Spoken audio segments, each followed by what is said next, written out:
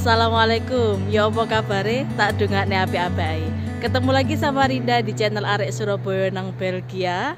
Hari ini aku mau cerita, sharing-sharing sama kalian tentang perjalananku dari Indonesia ke Belgia di masa pandemi. Kita tahu sendiri bahwa kalau masa-masa pandemi, jangankan untuk keluar negeri, keluar kota pun atau keluar pulau itu pasti ada lika-liku dan proseduralnya.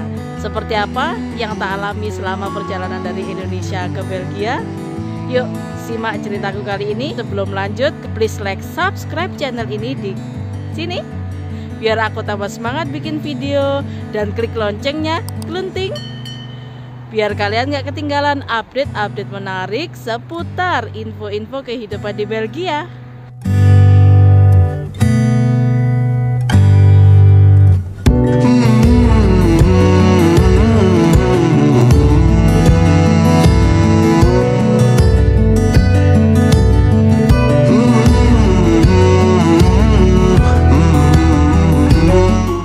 Hari ini aku lagi mau berangkat belanja mingguan seperti biasa. Cuma sebelum aku ke supermarketnya, aku mampir dulu ke water sport ban, sejenis danau buatan dekat supermarket. Luas banget danaunya, dan di sini banyak orang-orang yang lagi duduk-duduk santai, jogging. Yuk. Nah, di sini nih sejenis danau buatan ya. Di Gen yang cukup populer di Gen, biasanya dipakai buat olahraga air kayak olahraga dayung gitu, tapi juga punya sport track jogging. Jadi populer buat orang-orang sekitar sini buat jogging, menikmati udara sore sambil lihat burung-burung itu, bebek-bebek yang berenang. Balik lagi ke cerita yang tadi tentang pengalamanku perjalanan dari Indonesia ke Belgia. Jadi aku dikabari visa selesai untuk satu keluarga, untuk aku, suami sama anak itu sekitar akhir Agustus 2020. Kalian tahu sendiri kan di masa-masa itu kan negara-negara banyak yang lockdown, pandemi di mana-mana juga. Sampai saat ini border atau perjalanan ke luar negeri itu buka tutup. Jadi setelah perjuangan berapa lama, setelah nunggu dan ketunda lockdown dan sebagainya, akhirnya keluar juga visa yang sudah ditunggu-tunggu. Akhir Agustus ditelepon sama pihak kedutaan untuk bisa diambil visanya, tinggal ngasih info kira-kira terbang tanggal berapa, jadi cetak visanya disesuaikan dengan rencana keberangkatan. Akhirnya setelah dapat info itu, kami segera cari info ini, info flight. Jadi cari maskapai, milih-milih kira-kira enaknya naik apa.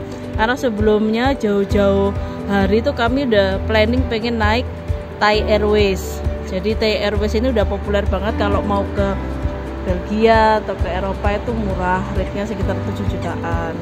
Cuman ternyata setelah kami dapat visanya, Thai Airways-nya ternyata malah pilot, jadi nggak bisa booking dari Thai Airways. Akhirnya coba kita searching, cari-cari model di Traveloka sama di agent online yang lainnya itu yang available apa. Akhirnya di situ ada 3 yang mungkin masih masuk buat budget kami, itu Etihad, Qatar, sama satunya Emirates. Nah, tinggal nyari persyaratannya. Soalnya pengalaman sendiri dari Surabaya ke Jakarta aja waktu itu wajib rapid, ada rapid atau PCR, ada ininya, ada masa waktu yang segala macem. Jadi kami nggak mau dong udah keluar duit mahal-mahal, ternyata ada syarat-syarat yang nggak paham. Jadi kami harus cari informasi. Akhirnya suami coba telepon ke beberapa maskapai itu, mulai dari Qatar, Emirates, Etihad. Tapi yang pertama tak bahas ya, Etihad sama Emirates. Jadi hampir sama di kedua maskapai itu, mereka mempersyaratkan ada tes PCR. Tes PCR, swab PCR. Jadi bukan swab antigen ya. Waktu itu swab PCR. Terus berlakunya itu hanya beberapa hari setelah hasil keluar. Jadi salah satunya itu ada yang berlaku kayak 3 atau 5 hari setelah hasil keluar, ada yang berlakunya itu 3 atau 5 hari setelah tes. Agak gambling di situ. Masalahnya di tempat tes yang kami tuju, mau tes PCR itu, tanya hasil itu baru keluar setelah 5 hari, 3 atau 5 hari. Jadi kan hasil keluar langsung expired ya. Jadi otomatis kami wah ketar-ketir ini. Kami coba cari yang oke lah, hasil tes PCR-nya berlaku cuma 5 hari nggak masalah. Tapi berlakunya itu setelah surat keluar, bukan setelah tanggal tes. Soalnya di bulan-bulan itu beberapa lab yang kami tanya itu pada bilang baru keluar hasilnya itu setelah 3 atau 5 hari setelah tes. Jadi swab PCR ya, bukan swab antigen. Setelah itu mikir lagi, Emirates atau Etihad, coba option yang ketiga, nanya lah Qatar.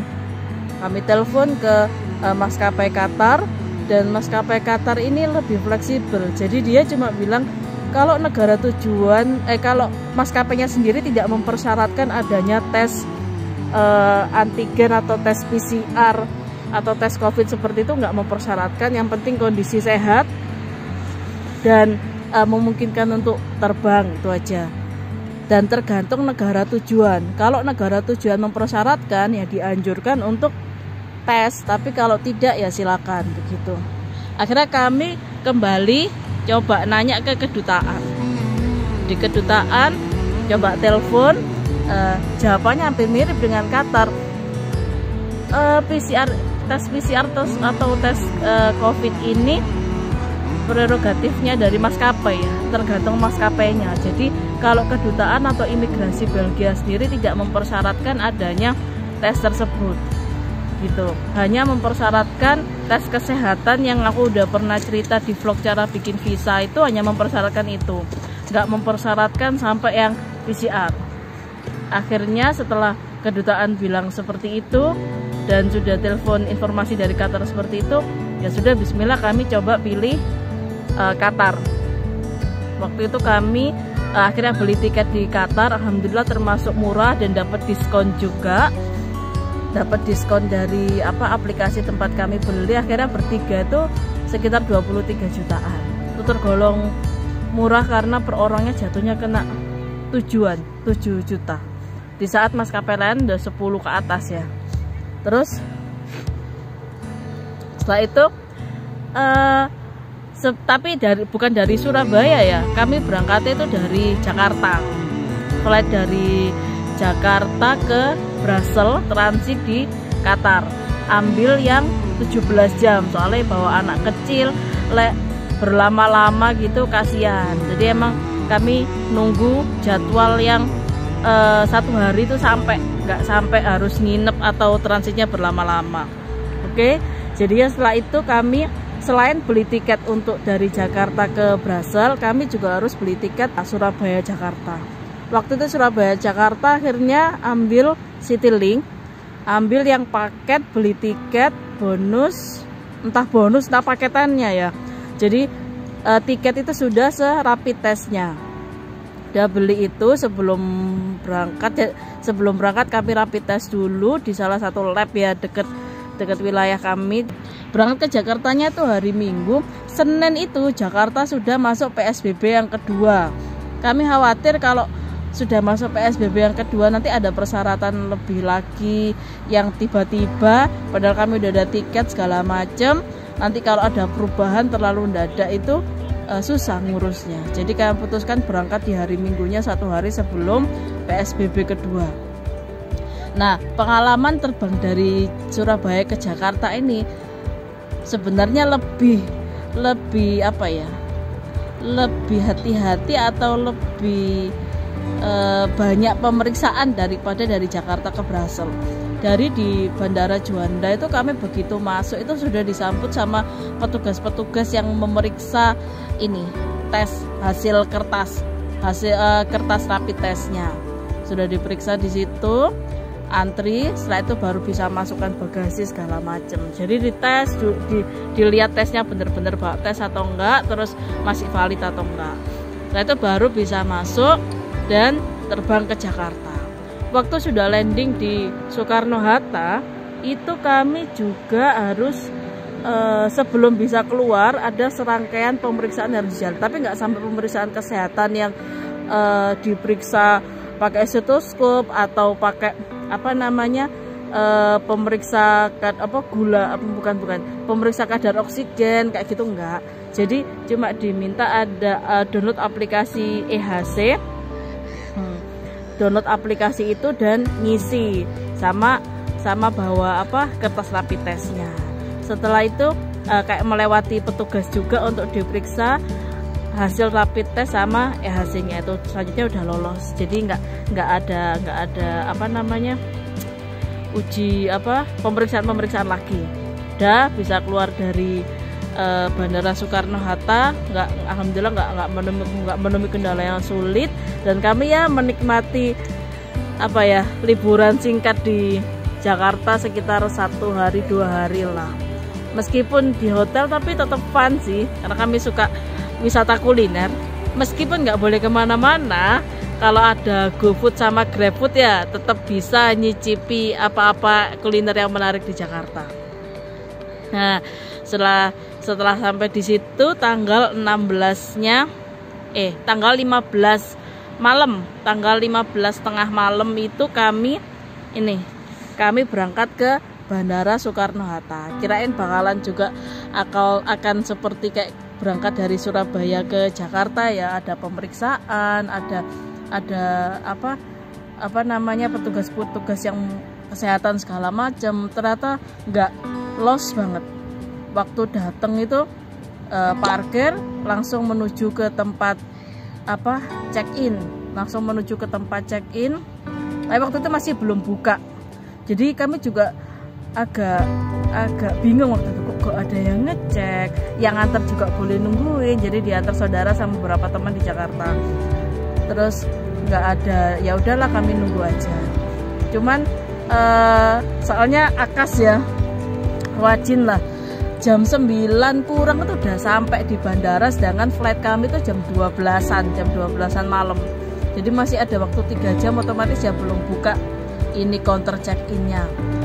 Kita nunggu aja sambil ngobrol-ngobrol. Cuman ketar-ketirnya itu, waktu aku lihat ke papan penerbangan itu banyak penerbangan yang delay, ada yang cancel. Kok nggak ketar-ketir ya, sudah di bandara, sudah bawa barang banyak. Wah, ini jadi apa enggak, buka apa enggak.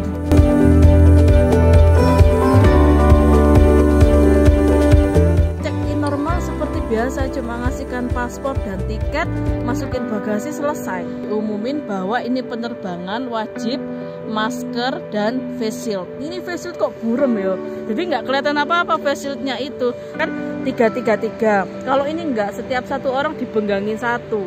Setelah itu sampai di Brussels pun pemeriksaan imigrasinya normal kayak biasanya, hanya cek dokumen imigrasi tanpa ada dokumen kesehatan.